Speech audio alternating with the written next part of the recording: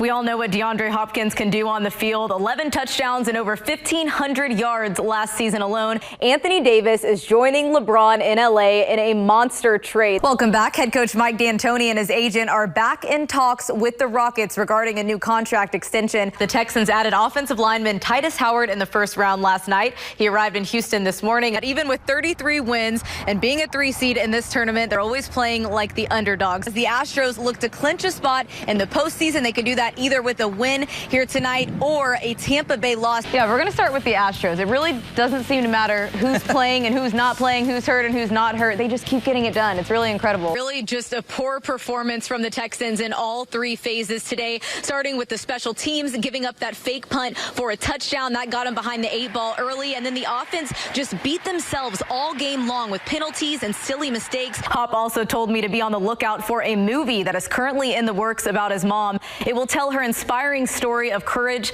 and perseverance. But 9 strikeouts through 5 1/3 innings pitched. A club record 35 home runs in their last 13 games. George Springer leading the way with 17. That is the most in the American League, by the way. Through the slow start to the season, the injuries, the roster changes, they've stayed the course, and they are now peaking at just the right time and playing like a championship caliber team.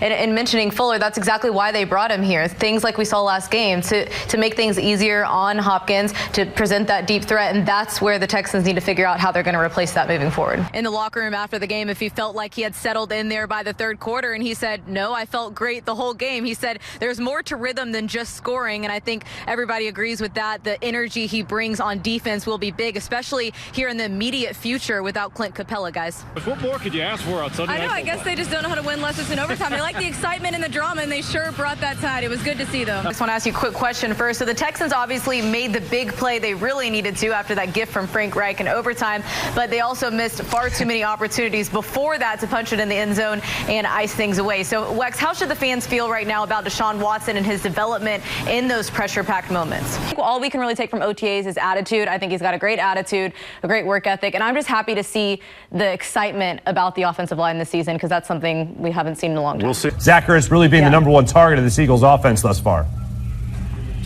Yeah, I mean, I'll tell you, Ertz has been a name that has been brought up time and time again in the press conferences this week here in Houston, but also guys like Alshon Jeffries.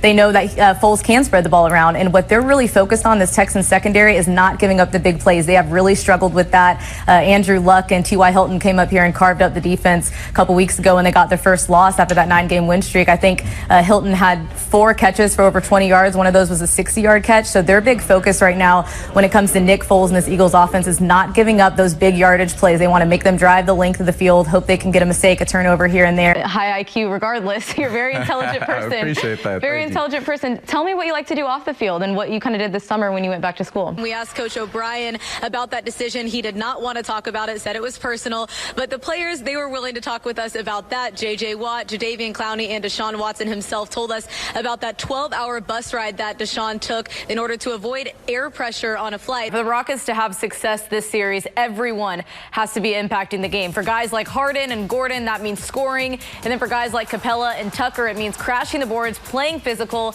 not letting the Warriors set the tone. And even though Sabrina may not visibly see DeAndre's talent and passion on the field, she can feel it.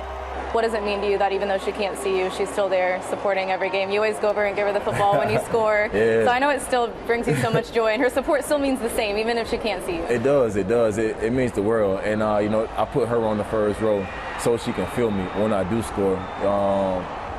And just having that support, knowing my mom is right there. Sometimes, you know, I peek over just to see her, you know, what she's doing and her facial expression because we have family around, you know, that's telling her constantly what's going on. And she hears your name a lot. I mean, your name is said all the time. So when she don't hear my name, you know, she'll be like, all right, I didn't hear your name enough. So what's going on? Yeah. We're going to talk a little bit Harden, that MVP race, but also a lot of fun out in Charlotte tonight with the NBA All-Star Game and the Cougars. They just keep winning. That's all they do. Just that one little blemish. Utah had the #1 defense since the All-Star break coming into this one, but I'll tell you what, they're going to have to go back to the drawing board after tonight. And James Harden didn't even shoot particularly well considering what we're used to seeing from him, averaging 36 points this season, had only 29 tonight. I don't know if I would go as far as to say it cost them a victory, but but I think it's definitely going to define this series, how they're going to change or not change this moving forward. And for me, it's all about the consistency. This is not how they were calling things during the regular season. I think that's where the Rockets' frustration came. And as much as you can point out moments where, like right there, James did not land under himself, there were also just as many where Klay Thompson clearly on his closeout was fouling. But unlike most kids his age, he's facing the ultimate challenge. Well, lateral, tap to a 3-step. Calder has been in prosthetics nearly all his life. Born without tibia bones, he had both legs amputated as a toddler. But as you can see, Good, there you go. Now. Good. You're sitting now. that's never stopped him from living his passion. Good. Before we go, what to look forward to this week? We've got softball state, baseball regional, several Houston teams competing in those. The MVP chants were echoing throughout Toyota Center tonight, as you can imagine, and we'll get to more on Harden here in a second. But the big story tonight, obviously, the return of Chris Paul after missing 17 games. The Rockets going 12-5 in his absence. 33 wins, that's the most in school history. Sweet 16 appearance. If Coach Sampson would have been able to promise those things to you when you decided to come here, it would have sounded pretty good, huh? Oh, man, what? I was probably about 12 or 13 years old. She said, you should really do sports reporting. From that moment, a seed was kind of planted, and I really never looked back. I knew that's exactly what I wanted to do. They are very serious about making things better for Deshaun Watson next season, investing in the protection of their quarterback with 2 of their 3 first picks being offensive linemen. Now, one of them is already here in Houston. You mentioned the 60-yard touchdown catch he had. He's now passed up Jerry Rice on 60-yard touchdown catches. So when you say he might be better at it, I think so. Yeah, it's a pretty good lift. Why is it important for you, DeAndre Hopkins, to share your story? You could kind of decide to keep that personal. You could not want to be public about that. But why do you think it's important for you to talk about it? The season could start similar to what we saw last season. Hopefully not. But yeah, stay away from that. It's a tough start, especially when you're going to face Drew Brees and the Saints after the season they just came off. Right. Speaking of that defense, last week they set a new NCAA record with 20 passes defended. How much confidence do you have in the way they're playing right now? So next up, they'll travel to UConn on Thursday, and then the Cougars actually end their season in a rematch with the Bearcats in Cincinnati this time on March 10th. I think we're shocked because the expectations were so high, but I actually do agree with Carmelo. I think these are, little things like communication, things that they can fix on defense, because when you look on offense, there's no doubt this team's going to score. That's going to come. That's not anything that they have to worry about. Same thing. Everyone here was just confused. It was pretty baffling as you're seeing. It's second down. They've just got to get within field goal range to tie this thing if they wanted to. Didn't have to go for the win. And I personally think that that's some of the growing pains that are going to come along with having a young, mobile quarterback. After the game, Coach O'Brien also took some blame. He said that was bad coaching. Either way, they've both just got to get on the same page. I see a sweep. I think their one chance to beat the Rockets was yesterday. They didn't take advantage. James Harden had an off night, and I think it's a done deal. It's called a series. It's over. When you look back to how y'all started this season, 0-3, do you think that kind of lit that fire really early for this team? 100%. Injuries are, of course, every athlete's worst nightmare. So imagine being able to help prevent those by identifying imbalances in the body, not by the naked eye, but with advanced muscle mapping technology. This primetime matchup's so big for the Texans because they're trying to build some momentum here after getting their first win of the season last week. I went to Sam Houston State University, where my dad was coaching at the time. Obviously, it was pretty nice for me because I got to interview my dad at practice, and he would even shoot my stand-ups for me afterwards, and I'd put together these pieces. It definitely gives me a lot of confidence, and it also, I feel like, gives me an insight that others may not have. He took a lot of hits tonight, but he really showed his toughness, and he stepped up in the big moments, and that's what, he's been waiting to do all season, what we knew he could do. How proud are you of Corey? I am so proud. He worked so hard for this.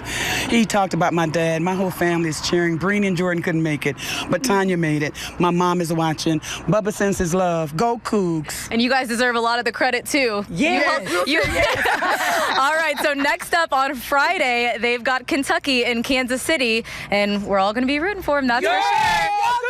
We'll send it back to you guys in Houston. Yeah, so I think all of Houston kind of had a sigh of relief, like, okay, about this pick, because this position was a major necessity for this Texans team. Taking advantage of these early picks here. 3 interceptions, 70 solo tackles. You went 8 games without a missed tackle.